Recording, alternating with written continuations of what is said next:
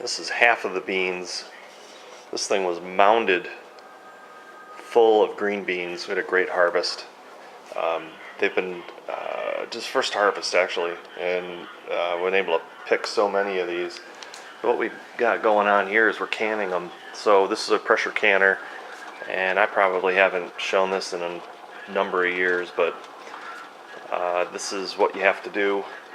So basically I've got my jars in the oven here, and I got 2 left. This will hold 7. There's 7 jars in there right now, full of beans. I want to get rid of that air that's in there. Then I'll put this weight on. It's a 10-pound weight. It comes with 5, 10, and 15-pound weights. So for my area and my altitude, which is 650 feet above sea level, then I use 10 pounds.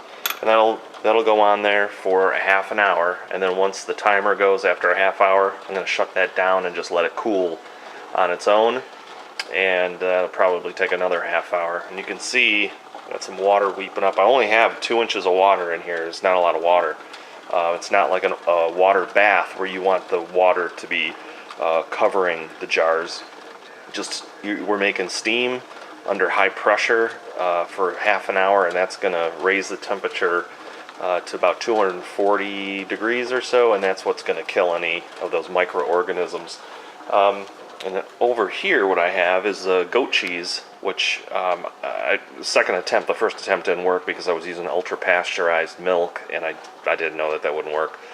But that was a failure. But this, I went to a farmer's market yesterday and picked up some actual raw goat milk, and yeah, so I've got this hanging here. It's been hanging for 12, 13 hours. I'm going to let it go 24. This was full. This was the whey that drips, and then this will firm up. It's already nice and firm, but I'm going to let it go and then age it for a few more days after that, and then I'll show that once I break that out. But I'm looking for a little bit firmer, richer type of cheese.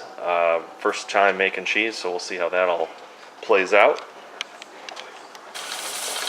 There it goes. So that's the pressure relief.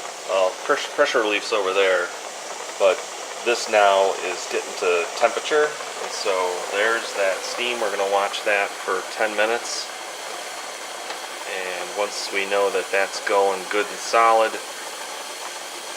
that the air is out, we're going to put our lid on, or our weight. Alright, so we have our weight on, and we're just waiting for this weight to start rocking back and forth, and once that weight starts kind of moving around, then we're going to start our timer for a half hour. Alright, so we've taken the lid off, and that's safe to do when the pressure knob goes down. You don't want to open this thing.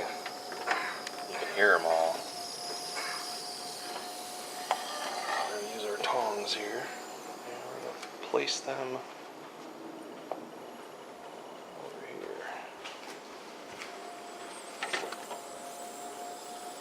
Yeah, see, I only have a couple inches of water in there.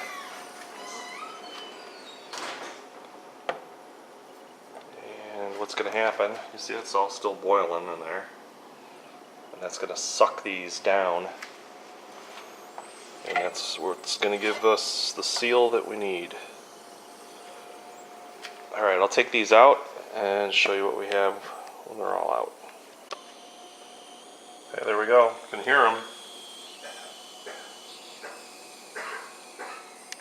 You can hear them. So they're sealing. They're in the process of sealing. We're just going to leave these things set for a whole day and just let them cool naturally, and soon we should start hearing the ping of the lids vacuum sealing. But right now they're just a little hot to do that. But that dimple, means just make out that dimple in the middle will get pulled down, and it'll make a little noise like that, and you know it's ready.